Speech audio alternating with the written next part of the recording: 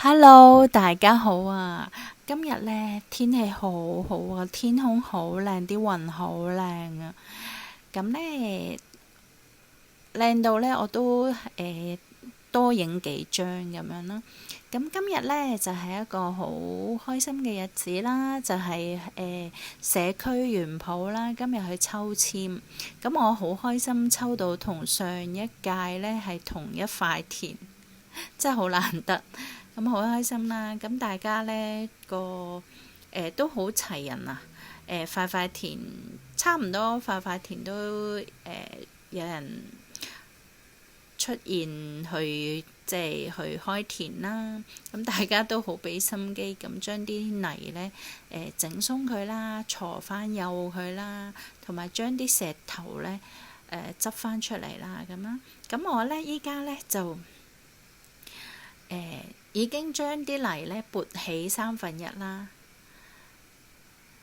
咁然後呢，就將我之前呢有一條影片呢係講我廚餘桶堆肥桶啦，咁我係已經堆肥堆咗幾個月啦，咁然後呢啲堆肥嘅液體呢已經有2樽啦，咁而呢一啲堆肥嘅渣呢已經發酵得好好啦。完全唔臭，香噴噴。跟住呢，我就將佢呢平均咁樣呢鋪喺啲泥上邊啦。咁我呢，就今次試下用呢一啲呢做基肥嘅。咁同埋呢，我之前亦都浸咗一啲嘅蛋殼啦。咁然後呢，亦都鋪埋落去嘅。咁睇下種出嚟嘅菜呢靚唔靚啦。咁之後呢，我就會再分享俾大家啦。咁唔知大家有冇試過用呢一啲堆肥嚟做基肥呢？又或者有冇用其他方法做基肥呢？咁希望大家都踴躍啲喺留言區嗰度呢，分享下俾我哋聽啊！咁依家呢，我呢就將啲蛋殼粉啦，就擺落去個田裏邊。咁啲蛋殼粉呢，我係處理過嘅，係啦。咁就將佢滲埋落去嗰啲廚餘嗰度啦。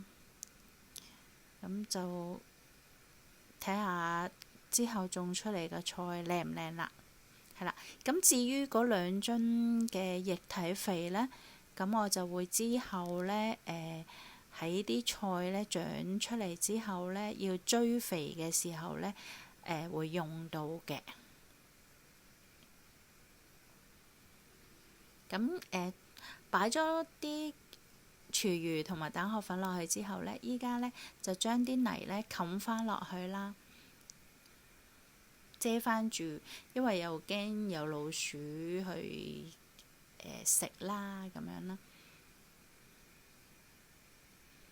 咁另外一邊都係嘅，咁呢，又係咁樣呢，將啲堆肥呢鋪落去，即係其實我係將啲泥呢撥起1/3咁多咁樣啦，咁然後呢，就將啲堆肥同埋蛋殼呢就擺落去，然後再冚翻啲泥咁樣嘅，係啦。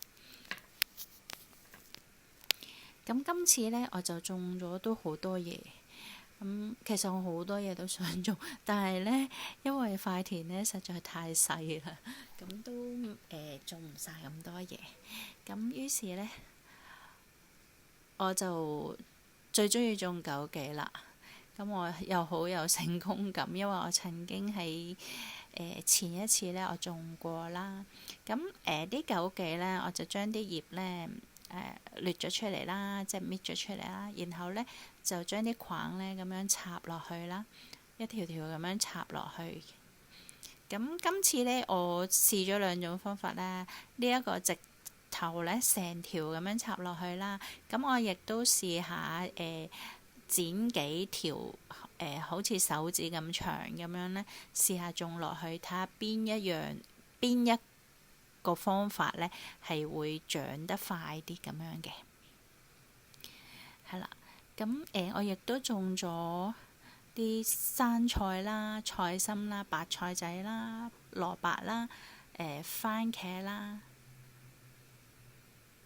同埋荷蘭豆嘅。